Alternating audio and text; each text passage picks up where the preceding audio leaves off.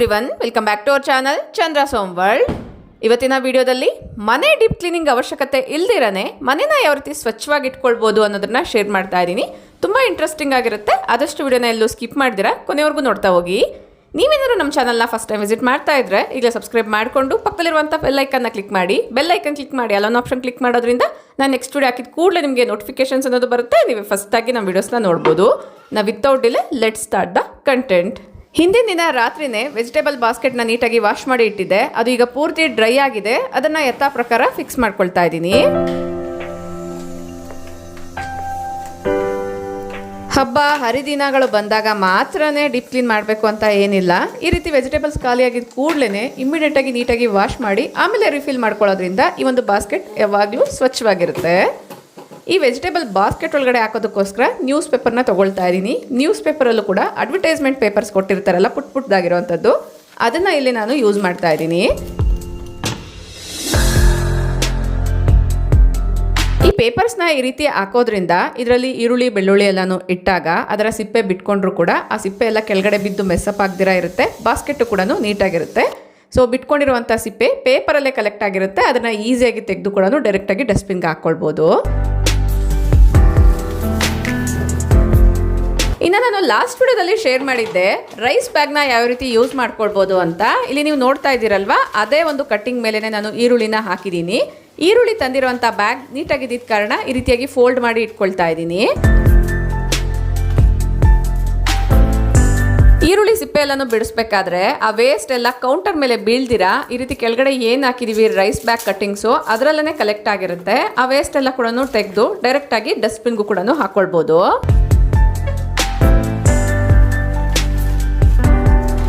ಕೆಳಗಡೆ ಟ್ರೇಯಲ್ಲಿ ಬೆಳ್ಳುಳ್ಳಿನ ಸ್ಟೋರ್ ಮಾಡ್ಕೊಳ್ತಾ ಇದ್ದೀನಿ. ಬೆಳ್ಳುಳ್ಳಿನ ನೀಟಾಗಿ ಬಿಡಿಸಿ ಫ್ರಿಜ್ಜಲ್ಲಿ ಸ್ಟೋರ್ ಮಾಡ್ಕೊಂಡಿರೋದ್ರಿಂದ ಈ ಒಂದು ಕೆಳಗಡೆ ಇರುವಂಥ ಬಾಸ್ಕೆಟ್ ಖಾಲಿಯಾಗಿದೆ. ಇನ್ನು ಕೆಲವೊಂದ್ಸರಿ ಅಲಸಂದಿ ಎಲ್ಲ ತರಿಸಿದಾಗ ಒಳ್ಳೆ ಅಲಸಂದಿ ಬಂದಿದೆ ಅನ್ನೋದಾದರೆ ಅದನ್ನು ಈ ರೀತಿ ನಾನು ಒಣಗಿಸಿ ಇಟ್ಕೊಳ್ತೀನಿ. ಇದೇ ನಾನು ನೆಕ್ಸ್ಟ್ ಪ್ರೊಪಗೇಷನ್ಗೋಸ್ಕರ ಅಂದರೆ ಬಿತ್ತನೆಗೋಸ್ಕರ ಯೂಸ್ ಮಾಡ್ಕೊಳ್ಬೋದು ಅನ್ನೋದ್ರಿಂದ.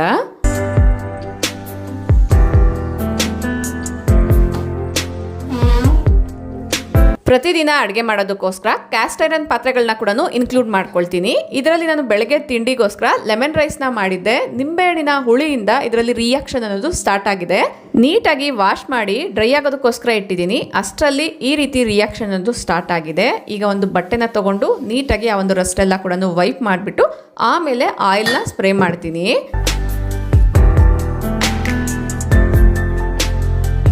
ಪಾತ್ರೆಗಳನ್ನ ಎಷ್ಟು ನೀಟಾಗಿ ಯೂಸ್ ಮಾಡ್ತೀವೋ ಅದೇ ಥರ ಸೀಸನಿಂಗ್ ಅನ್ನೋದು ಮಾಡ್ಕೊಳ್ಬೇಕಾಗತ್ತೆ. ಇಲ್ಲ ಅನ್ನೋದಾದರೆ ತುಂಬಾ ರಸ್ಟ್ ಫಾರ್ಮ್ ಆಗಿ ಪಾತ್ರೆಗಳೆಲ್ಲ ಹಾಳಾಗೋ ಚಾನ್ಸ್ ಇರುತ್ತೆ. ಯೂಸ್ ಮಾಡಿದಾದ್ಮೇಲೆ ಪ್ರತಿ ಸರಿ ಕೂಡ ಈ ಒಂದು ಪಾತ್ರೆನ ನೀಟಾಗಿ ಒರೆಸ್ಬಿಟ್ಟು ಈ ರೀತಿ ಆಯಿಲ್ನ ಸ್ಪ್ರೆಡ್ ಮಾಡಿ ಇಡಬೇಕಾಗತ್ತೆ. ಬ್ಯಾಕ್ ಸೈಡ್ ಕೂಡ ನಾನು ಆಯಿಲ್ನ ಸ್ಪ್ರೆಡ್ ಮಾಡ್ತಾ ಇದ್ದೀನಿ.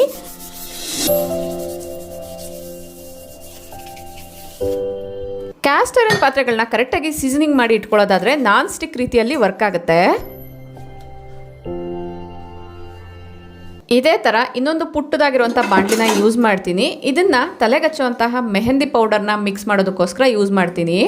ಈ ಬಾಂಡ್ಲಿಗೆ ಬ್ಯಾಕ್ ಸೈಡ್ ಮಾತ್ರನೇ ನಾನು ಆಯಿಲ್ನ ಸ್ಪ್ರೆಡ್ ಮಾಡ್ತೀನಿ. ಫ್ರಂಟ್ ಸೈಡ್ ಏನಿದೆ ಇದಕ್ಕೆ ಆಯಿಲು ಯಾವುದೇ ಕಾರಣಕ್ಕೂ ಸ್ಪ್ರೆಡ್ ಮಾಡಲ್ಲ. ಆ ರೀತಿ ಸ್ಪ್ರೆಡ್ ಮಾಡಿದ್ರೆ ಮೆಹಂದಿನ ಹಚ್ಚಿದಾಗ ಕಲರ್ ಚೆನ್ನಾಗಿ ಬರಲ್ಲ.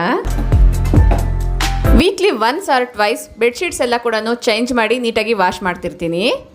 ಈ ರೀತಿ ದೊಡ್ಡದಾಗಿರುವಂಥ ಬೆಡ್ಶೀಟ್ಸ್ನ ನಾವು ಒಣಗಾಕಿದಾಗ ಗಿಡಗಳೇನಾದರೂ ಅಕ್ಕಪಕ್ಕದಲ್ಲಿ ಇಟ್ಕೊಂಡಿದ್ರೆ ಆ ಒಂದು ಗಾಳಿಗೆ ಕೆಳಗಡೆ ಬಿಡೋ ಚಾನ್ಸ್ ಇರುತ್ತೆ. ಆದಷ್ಟು ನೋಡಿಕೊಂಡು ಸ್ವಲ್ಪ ದೂರ ಒಣಗಾಕೊಳ್ಬೇಕಾಗತ್ತೆ. ಯಾರೊಬ್ಬರ ವ್ಯಕ್ತಿ ನಮ್ಗೆ ಇಷ್ಟ ಆಗ್ಬಿಟ್ರೆ ಅವ್ರು ಮಾಡೋ ಎಲ್ಲಾ ವಿಷಯ ನಮ್ಗೆ ಇಷ್ಟ ಆಗ್ಬಿಡುತ್ತೆ. ಅದೇ ಒಬ್ಬ ವ್ಯಕ್ತಿ ನಮ್ಗೆ ಇಷ್ಟ ಆಗಿಲ್ಲ ಅಂದ್ರೆ ಅವ್ರು ಮಾಡೋ ಸಣ್ಣ ಪುಟ್ಟ ತಪ್ಪುಗಳು ನಮ್ಮೇನೋ ದೊಡ್ಡ ಅಪರಾಧ ತರ ಕಾಣುತ್ತಲ್ಲ. ಹಾಗಾಗಿ ಒಂದು ಹಿತವಾದ ವ್ಯಕ್ತಿತ್ವವನ್ನು ಬೆಳೆಸ್ಕೊಳ್ಳೋದು ಬಹಳ ಬಹಳ ಮುಖ್ಯ ಅನ್ಸುತ್ತೆ. ನಿಜ ಅಲ್ವಾ? ಕೆಲವೊಂದು ವಿಡಿಯೋಸಲ್ಲಿ ನನ್ನ ರೊಟೀನ್ಸ್ನ ತೋರಿಸಿದಾಗ ನೀವು ಇಷ್ಟು ಆ್ಯಕ್ಟಿವ್ ಆಗಿ ಯಾವ ರೀತಿ ಕೆಲಸ ಮಾಡ್ತೀರಾ, ನಿಮಗೂ ಬೋರ್ ಆಗಲ್ವಾ, ಯಾವಾಗಲೂ ಒಂದೇ ರೀತಿ ಹೋಮ್ ಮೇಕಿಂಗ್ ಕೆಲಸಗಳಾದರೆ ಅಂತ ಕೇಳ್ತಿರ್ತೀರಾ. ನಿಜ, ಅದು ಎಲ್ಲರಿಗೂ ಆಗೇ ಆಗುತ್ತೆ. ಬಟ್ ನಮಗೆ ಬೋರ್ ಆಗುತ್ತೆ ಅನ್ನೋ ಕೆಲಸಗಳನ್ನ ಮಾಡಬೇಕಾದ್ರೆ ನಮಗೆ ಮೋಟಿವೇಟ್ ಆಗುವಂಥ ಥಾಟ್ಸ್ನ ಕೇಳೋದ್ರಿಂದ ಕೂಡ ಆ ಒಂದು ಕೆಲಸನ ನಮಗೆ ಗೊತ್ತಿಲ್ದಿರೇ ನೀಟಾಗಿ ಅಚ್ಚುಕಟ್ಟಾಗಿ ಮಾಡಿ ಮುಗಿಸಿರ್ತೀವಿ. ಈ ಥರ ಬೋರಿಂಗ್ ಕೆಲಸಗಳು ಮಾಡಬೇಕಾದ್ರೆ ನಮ್ಗೆ ಇಷ್ಟ ಆಗಿರೋವಂಥ ಫ್ಯಾಮಿಲಿ ಮೆಂಬರ್ ಜೊತೆ ಮಾತಾಡೋ ಅಂಥದ್ದಿರ್ಬೋದು, ಅಥವಾ ನಮ್ಗೆ ಇಷ್ಟ ಆಗೋವಂಥ ಮ್ಯೂಸಿಕ್ನ ಕೇಳೋ ಅಂಥದ್ದಿರ್ಬೋದು, ಇಲ್ಲ ಈಗಂತೂ ಯೂಟ್ಯೂಬಲ್ಲಿ ಎಲ್ಲ ರೀತಿಯದು ಕೂಡ ಸಿಗುತ್ತೆ. ಸ್ಟೋರಿಯಿಂದ ಹಿಡಿದು ಮೋಟಿವೇಶ್ನಲ್ ಥಾಟ್ಸಿಂದ ಹಿಡಿದು ಪ್ರತಿಯೊಂದು ಕೂಡ ಎಲ್ಲ ರೀತಿಯ ಲ್ಯಾಂಗ್ವೇಜಸಲ್ಲಿ ಕೂಡ ಅವೈಲಬಲ್ ಇದೆ. ಆ ರೀತಿ ಮ್ಯೂಸಿಕ್ನ, ಥಾಟ್ಸ್ನ, ಸ್ಟೋರೀಸ್ನ ಕೇಳ್ತಾ ಕೂಡ ಈ ಕೆಲಸಗಳನ್ನ ನಾನು ಟೈಮಿಂಗ್ಸ್ ಗೊತ್ತಿಲ್ದರೇ ಕಂಪ್ಲೀಟ್ ಮಾಡ್ಕೊಳ್ತೀನಿ. ಇವು ನನ್ನ ಮಗಳು ಮಾಡಿರುವಂತಹ ಕ್ಲೇ ಪಾಟ್ಸು. ಅವ್ರ ಕೈಯಲ್ಲೇ ನೀಟಾಗಿ ಪೇಂಟ್ ಮಾಡಿಸಿ ಡೆಕೋರ್ ಪೀಸ್ ಆಗಿ ಯೂಸ್ ಮಾಡ್ತಾ ಇದ್ದೀನಿ. ನೋಡೋಕ್ಕೆ ತುಂಬ ಕ್ಯೂಟಾಗಿ ಕಾಣಿಸುತ್ತೆ. ಇದನ್ನು ಕರೆಕ್ಟಾಗಿ ಮೇಂಟೈನ್ ಮಾಡ್ಕೊಂಡು ಬರೋದಾದರೆ ಇದು ಒಂದು ಸ್ವೀಟ್ ಮೆಮೊರಿ ಕೂಡ ಆಗುತ್ತೆ, ಒಂದು ಒಳ್ಳೆ ಡೆಕೋರ್ ಪೀಸ್ ಆಗು ಕೂಡ ಇರುತ್ತೆ. ಮನೆಗೆ ಡೀಪ್ ಕ್ಲೀನಿಂಗ್ ಅವಶ್ಯಕತೆ ಯಾವಾಗ ಬರುತ್ತೆ ಗೊತ್ತಾ? ಸಿಂಪಲ್ ಕ್ಲೀನಿಂಗ್ ರೊಟೀನ್ಸ್ನ ಫಾಲೋ ಮಾಡ್ದಿರೇ 3 ತಿಂಗಳಿಗೊಮ್ಮೆ 6 ತಿಂಗಳಿಗೊಮ್ಮೆ ಕ್ಲೀನ್ ಮಾಡ್ತೀವಲ್ಲ, ಅವಾಗ ಮಾತ್ರನೇ ಮನೇನ ಡೀಪ್ ಕ್ಲೀನ್ ಮಾಡಬೇಕಾಗತ್ತೆ. ಅದರಲ್ಲೂ ಕೂಡ ನೀವು ಮನೆಯಲ್ಲಿಲ್ದಿರ ಎಲ್ಲೋ ಬೇರೆ ಕಡೆ ಹೋಗಿ, ಬೇರೆ ಕಂಟ್ರಿಗೆ ಹೋಗಿ ಒಂದು 3 ತಿಂಗಳು 6 ತಿಂಗಳಾದಮೇಲೆ ವಾಪಸ್ ಬಂದು ಡೀಪ್ ಕ್ಲೀನಿಂಗ್ ಮಾಡ್ತಿರಲ್ಲ, ಅದಾದರೆ ಓಕೆ. ಒಂದು ವೇಳೆ ನೀವು ಮನೆಯಲ್ಲಿ ಇದ್ದು ಕೂಡ ಡೀಪ್ ಕ್ಲೀನಿಂಗ್ ಮಾಡ್ತಾ ಇದ್ದೀರಾ ಅನ್ನೋದಾದರೆ ನೀವು ಸಿಂಪಲ್ ಕ್ಲೀನಿಂಗ್ ರೊಟೀನ್ಸ್ನ ಫಾಲೋ ಮಾಡ್ತಾ ಇಲ್ಲ ಅಂತ ಅರ್ಥ. ನಿಮ್ಮ ಮನೆಗೆ ಅನುಗುಣವಾಗಿ, ನಿಮ್ಮ ಟೈಮ್ಗೆ ಅನುಗುಣವಾಗಿ ಡೈಲಿ ಬೇಸಿಸ್ ಮೇಲೆ, ವೀಕ್ಲಿ ಬೇಸಿಸ್ ಮೇಲೆ ಕೆಲವೊಂದು ರೊಟೀನ್ಸ್ನ ಸೆಟ್ ಮಾಡಿ ಇಟ್ಕೊಳ್ಳೋದಾದರೆ ಕೇವಲ ಒಂದು 5-10 ಮಿನಿಟ್ಸಲ್ಲೂ ಕೂಡ ಕೆಲವೊಂದು ಕೆಲಸಗಳನ್ನ ನೀವು ಅಚ್ಚುಕಟ್ಟಾಗಿ ಮಾಡ್ಕೊಳ್ಬೋದು. ಇದರಿಂದ ನಿಮ್ಮ ಮನೆಗೆ ಡೀಪ್ ಕ್ಲೀನಿಂಗ್ ಅನ್ನೋ ಅವಶ್ಯಕತೆ ಬರೋದೇ ಇಲ್ಲ. ಒಂದು ವೇಳೆ ಹಬ್ಬಗಳ ಟೈಮಲ್ಲಿ ಅಥವಾ ಫಂಕ್ಷನ್ ಟೈಮಲ್ಲಿ ಮನೇನ ಡೀಪ್ ಕ್ಲೀನ್ ಮಾಡಲೇಬೇಕು ಅಂದರೂ ಕೂಡ ತುಂಬ ಈಸಿಯಾಗಿ ಕ್ವಿಕ್ಕಾಗಿ ಮಾಡ್ಕೊಳ್ಬೋದು. ಬೆಡ್ಶೀಟ್ಸ್ನ ಚೇಂಜ್ ಮಾಡಿದಾಗ ಒಂದ್ಸರಿ ವಿಂಡೋಸ್ ಎಲ್ಲ ನೀಟಾಗಿ ಡಸ್ಟಿಂಗ್ ಮಾಡಿಕೊಂಡು ಈ ರೀತಿ ಒಂದು 2 ಅವರ್ಸ್ ಓಪನ್ ಮಾಡಿ ಬಿಡ್ತೀನಿ.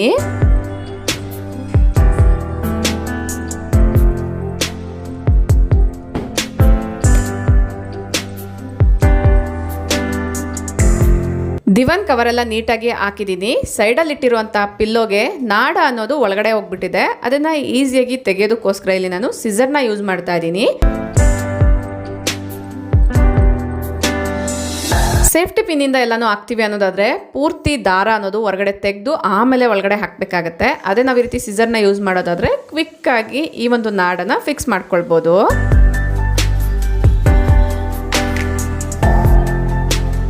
ಬೆಡ್ ಸ್ಪ್ರೆಡ್ ಹಾಕಿದ್ಮೇಲೆ ಕರೆಕ್ಟಾಗಿ ಕೂರಬೇಕು ಅಂದರೆ ಒಳಗಡೆ ಪ್ರೊಟೆಕ್ಟರ್ ಆದರೂ ಯೂಸ್ ಮಾಡಿ, ಇಲ್ಲ ಅನ್ನೋದಾದರೆ ಈ ರೀತಿ ಎಲಾಸ್ಟಿಸಿಟಿ ಇರೋವಂತಹ ಬೆಡ್ ಸ್ಪ್ರೆಡ್ ಆದರೂ ಕೂಡ ಯೂಸ್ ಮಾಡಿ. ಇದರಿಂದ ಫಿಟ್ಟಿಂಗ್ ಅನ್ನೋದು ತುಂಬ ಚೆನ್ನಾಗಿ ಬರುತ್ತೆ. ಕಿಟಕಿಗಳೆಲ್ಲ ಓಪನ್ ಮಾಡಿ 2 to 3 ಅವರ್ಸ್ ಆಗಿದೆ. ಈಗ ಎಲ್ಲದನ್ನ ಕ್ಲೋಸ್ ಮಾಡ್ತೀನಿ. ಈ ಥರ ವಿಂಡೋಸ್ನ 2 to 3 ಅವರ್ಸ್ ಓಪನ್ ಮಾಡಿ ಇಡೋದ್ರಿಂದ ಗಾಳಿ ಬೆಳಕು ಮನೆ ಒಳಗಡೆ ಸರಾಗವಾಗಿ ಬರುತ್ತೆ. ಇದರಿಂದ ಮನೆಯಲ್ಲಿ ಏನಾದರೂ ಬ್ಯಾಡ್ ಸ್ಮೆಲ್ ಇದ್ರೂ ಅವಾಯ್ಡ್ ಆಗುತ್ತೆ. ಬೆಡ್ ಕೂಡ ಯಾವಾಗಲೂ ಡ್ರೈ ಆಗಿರುತ್ತೆ. ಈ ವಿಡಿಯೋದಲ್ಲಿ ತೋರಿಸಿರುವಂಥ ಬೆಡ್ಸು ಮತ್ತು ಬೆಡ್ ಸ್ಪ್ರೆಡ್ ಲಿಂಕ್ನ ನಾನು ಡಿಸ್ಕ್ರಿಪ್ಷನ್ ಕೊಟ್ಟಿರ್ತೀನಿ, ಚೆಕ್ ಮಾಡಿ. ಇಲ್ಲಿ ನೋಡ್ತಾ ಇದ್ದೀರಲ್ಲ, ಊಟ ಮಾಡಬೇಕಾದ್ರೆ ಹಾಕ್ಕೊಳ್ಳುವಂತಹ ಮ್ಯಾಟು, ಇದು ನಾನು ಕಾಟನ್ದೇ ತೊಗೊಂಡಿದ್ದೀನಿ. ಕಾರಣ ವಾಷಿಂಗ್ ಮಿಷಿನಲ್ಲೂ ಕೂಡ ಈಸಿಯಾಗಿ ವಾಶ್ ಮಾಡ್ಬೋದು ಅನ್ನೋದ್ರಿಂದ. ರೀಸೆಂಟಾಗಿ ಒಂದು ನ್ಯಾಚುರಲ್ ಆಗಿರುವಂಥ ಫ್ರಿಜ್ ಕವರ್ನ ಆರ್ಡರ್ ಮಾಡಿದ್ದೆ. ಚಾಪೆಗಳೆಲ್ಲ ಕಡ್ಡಿಯಿಂದ ಮಾಡಿರ್ತಾರಲ್ವ, ಅದೇ ಮೆಟೀರಿಯಲ್ದು. ಆಲ್ರೆಡಿ 8 ಇಯರ್ಸಿಂದ ನಾನು ಒಂದು ಕವರ್ನ ಯೂಸ್ ಮಾಡ್ತಾ ಇದ್ದೀನಿ. ಅದನ್ನು ವಾಶ್ಗೆ ಹಾಕಿದಾಗ ಈ ರೀತಿ ದಿವಾನ್ ಕವರ್ನ ಹಾಕ್ತೀನಿ. ಈಗ ಇಲ್ಲಿ ನೋಡ್ತಾ ಇರೋವಂಥದ್ದು ನಾನು 8 ವರ್ಷಗಳಿಂದ ಯೂಸ್ ಮಾಡ್ತಾ ಇರೋವಂಥ ಕಾಟನ್ ಫ್ರಿಜ್ ಕವರು. ಇದು ಕಾಟನ್ ಆಗಿರೋದ್ರಿಂದ ತುಂಬ ಚೆನ್ನಾಗಿ ಬಾಳಿಕೆ ಬಂದಿದೆ. ಅಟ್ ಪ್ರೆಸೆಂಟ್ ತೊಗೊಂಡಿರೋವಂಥದ್ದು ಇದು. ಇದನ್ನು ಹಾಕಿ ಕೂಡ ತೋರಿಸ್ತೀನಿ. ಲುಕ್ ವೈಸ್ ಯಾವ ರೀತಿ ಕಾಣಿಸುತ್ತೆ ಅನ್ನೋದನ್ನ ನೀವು ಕಮೆಂಟ್ ಮಾಡಿ ತಿಳಿಸಿ. ನೋಡ್ತಿದ್ದೀರಲ್ಲ, ಇದು ಎಕೋ ಫ್ರೆಂಡ್ಲಿ. ಯೂಶಲಿ ಚಾಪೆಗಳೆಲ್ಲ ಮಾಡಬೇಕಾದ್ರೆ ಜಮ್ಮು ಅಂತ ಒಂದು ನೀರಲ್ಲಿ ಬೆಳೆಯುವಂಥ ಮೆಟೀರಿಯಲ್ನ ಯೂಸ್ ಮಾಡ್ತಾರೆ. ಅದೇ ಮೆಟೀರಿಯಲಿಂದ ಮಾಡಿರುವಂಥದ್ದು ಇದು.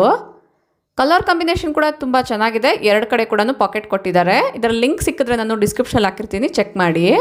ಈ ಕವರ್ ನಿಮ್ಗೆ ಇಷ್ಟ ಆದರೆ ಲೈಕ್ ಮಾಡಿ. ಯಾವ ರೀತಿ ಕಾಣಿಸ್ತಿದೆ ಅನ್ನೋದು ಕೂಡ ನನಗೆ ಕಮೆಂಟ್ ಮಾಡಿ ತಿಳಿಸಿ.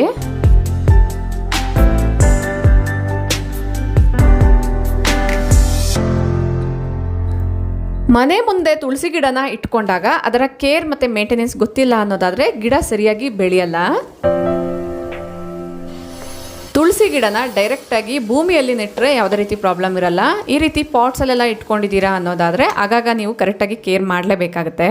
ಇಲ್ಲಿ ನೀವು ನೋಡ್ತಾ ಇರುವಂಥದ್ದು ಟೀ ಮಾಡೋಕ್ಕೆ ಯೂಸ್ ಮಾಡಿರುವಂಥ ಪೌಡರ್ನ ಒಣಗಿಸಿ ಇಟ್ಕೊಂಡಿರುವಂಥದ್ದು.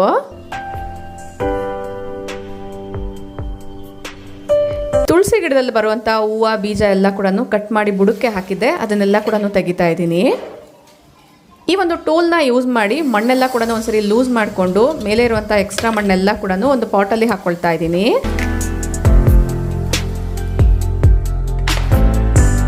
ಇನ್ನೂ ಸ್ವಲ್ಪ ಮಣ್ಣನ್ನ ಗಿಡದ ಸುತ್ತೂ ಕೂಡ ಲೂಸ್ ಮಾಡೋಣ ಅಂತ ನೋಡಿದೆ. ಸ್ವಲ್ಪ ಗಟ್ಟಿಯಾಗಿದೆ, ಬೇರೆಲ್ಲ ಕೂಡ ಮೇಲೆವರೆಗೂ ಬಂದ್ಬಿಟ್ಟಿದೆ. ಸೊ ಅದಕ್ಕೋಸ್ಕರ ಅಷ್ಟಕ್ಕೆ ಬಿಟ್ಟು ಟೀ ಪೌಡರ್ ಏನು ತೋರಿಸಿದ್ದೆ ಅದನ್ನ ಫರ್ಟಿಲೈಸರ್ ಆಗಿ ಯೂಸ್ ಮಾಡ್ತಾ ಇದ್ದೀನಿ.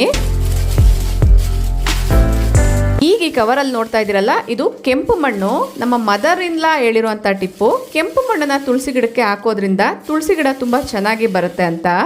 ಪಾಟಲ್ಲಿ ಇಟ್ಟರು ಕೂಡ ತುಳಸಿ ಗಿಡ ಚೆನ್ನಾಗಿ ಬರಬೇಕು ಅಂದರೆ ಕೆಲವೊಂದು ಟಿಪ್ಸ್ನ ಫಾಲೋ ಮಾಡಬೇಕಾಗುತ್ತೆ.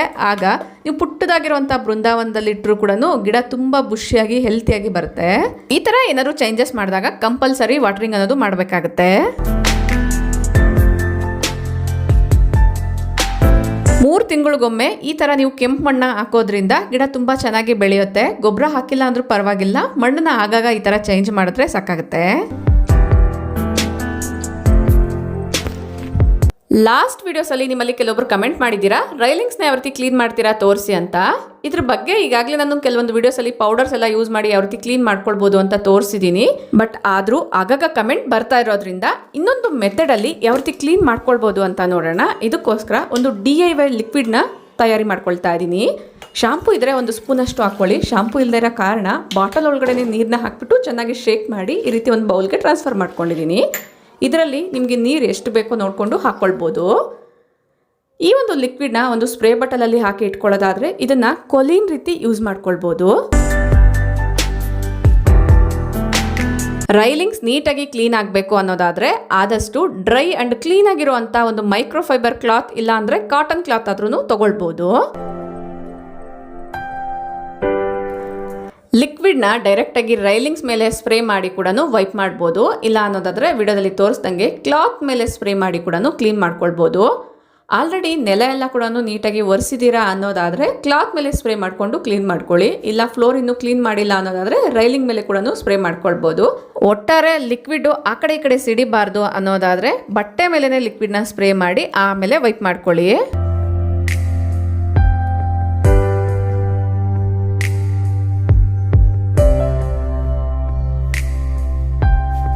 ರೈಲಿಂಗ್ಸ್ ಎಲ್ಲ ಕ್ಲೀನ್ ಆಗಿದೆ, ನೋಡೋಕ್ಕೆ ತುಂಬ ಶೈನಿಯಾಗಿ ನೀಟಾಗಿ ಕಾಣಿಸ್ತಾ ಇದೆ. ಇಷ್ಟ ಆದರೆ ಲೈಕ್ ಮಾಡಿ.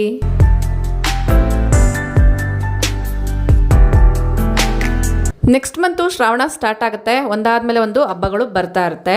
ಆ ಟೈಮಲ್ಲಿ ನಿಮಗೆ ಕೆಲಸ ಈಸಿ ಆಗಬೇಕು ಅಂದರೆ ಈಗಲೇ ಒಂದೊಂದು ಏರಿಯಾನ ಪಾಯಿಂಟ್ ಔಟ್ ಮಾಡಿಕೊಂಡು ಈ ರೀತಿ ಕ್ಲೀನ್ ಮಾಡಿಕೊಂಡು ಆರ್ಗನೈಸ್ ಮಾಡ್ಕೊಳ್ಳಿ.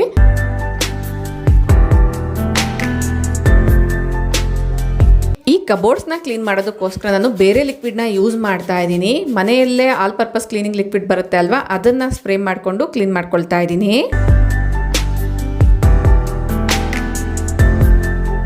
ಈ ಥರ ಆಗಾಗ ನೀವು ಕ್ಲೀನ್ ಮಾಡಿಕೊಂಡು ಮನೇನ ನೀಟಾಗಿ ಇಟ್ಕೊಂಡಿದ್ರೆ ಹಬ್ಬಗಳ ಟೈಮಲ್ಲಿ ಜಸ್ಟ್ ಒಂದ್ಸರಿ ವೈಪ್ ಮಾಡಿಕೊಂಡ್ರೆ ಸಾಕಾಗುತ್ತೆ. ಎಲ್ಲದನ್ನ ತೆಗೆದು ನೀಟಾಗಿ ಒಂದು ಕಡೆಯಿಂದ ಒರೆಸ್ಬೇಕು ಅನ್ನೋ ಅವಶ್ಯಕತೆ ಕೂಡ ಇರಲ್ಲ.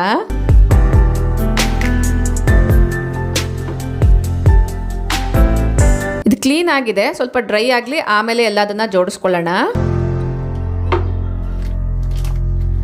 ಇಲ್ಲಿ ಎಲ್ಲ ಥರದ್ದು ಸ್ಪೋರ್ಟ್ಸ್ ಡ್ರೆಸ್ಸಸ್ನ ಇಟ್ಕೊಂಡಿರ್ತೀನಿ. ಎಲ್ಲದನ್ನ ತೆಗೆದು ಬೆಡ್ ಮೇಲೆ ಇಟ್ಕೊಂಡು ಒಂದ್ಸರಿ ನೀಟಾಗಿ ಕ್ಲೀನ್ ಮಾಡ್ಕೊಳ್ತೀನಿ.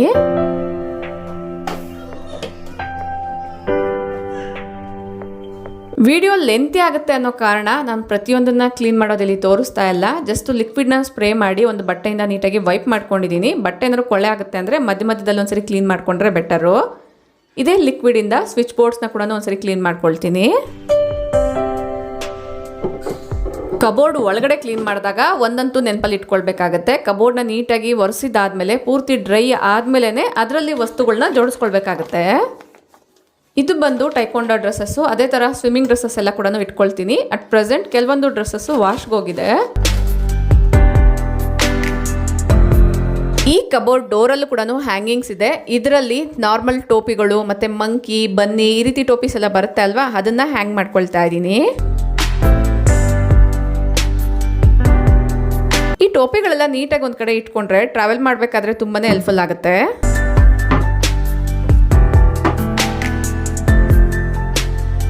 ಟೋಪಿಗಳೆಲ್ಲ ಕೂಡ ಬೆಡ್ ಮೇಲೆ ಹಾಕಿ ಇಟ್ಟಿದ್ದೆ. ಅದರಲ್ಲಿ ಒಂದು ಹಳೆ ಟೋಪಿ ಇತ್ತು, ಅದರ ಒಳಗಡೆ ಇರುವಂಥ ಕ್ಲಾತ್ ಎಲ್ಲ ಕೂಡ ನೋಡಿ ಈ ರೀತಿ ಬಿಟ್ಕೊಂಡು ಬೆಡ್ ಮೇಲೆಲ್ಲ ಕೂಡ ಬಿದ್ದಿದೆ.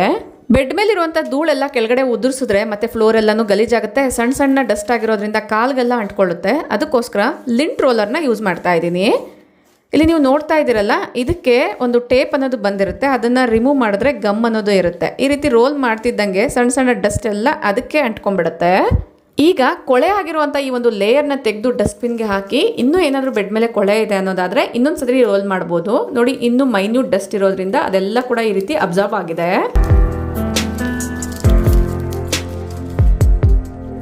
ಇದೇ ಥರ ಒಂದು 3 ಸತಿ ರೋಲ್ ಮಾಡಿದ್ಮೇಲೆ ಬೆಡ್ ಮೇಲಿರುವಂಥ ಡಸ್ಟ್ ಎಲ್ಲ ಕೂಡ ನೀಟಾಗಿ ಕ್ಲೀನ್ ಆಗಿದೆ. ಐ ಹೋಪ್ ಈ ವಿಡಿಯೋ ನಿಮ್ಮೆಲ್ಲರಿಗೂ ಕೂಡ ಇಷ್ಟ ಆಗಿದೆ ಅಂತ ಅಂದ್ಕೊಳ್ತೀನಿ. ಇಷ್ಟ ಆದರೆ ಈಗಲೇ ಒಂದು ಲೈಕ್ ಮಾಡಿ, ನಿಮ್ಮ ಫ್ರೆಂಡ್ಸ್ ಆ್ಯಂಡ್ ಫ್ಯಾಮಿಲಿ ಜೊತೆಗೂ ಶೇರ್ ಮಾಡಿ. ನಿಮ್ಮ ಅನಿಸಿಕೆ ಅಭಿಪ್ರಾಯಗಳನ್ನ ನನಗೆ ಕಮೆಂಟಲ್ಲಿ ತಿಳಿಸಿ. Thank you for watching. ನಮಸ್ತೆ.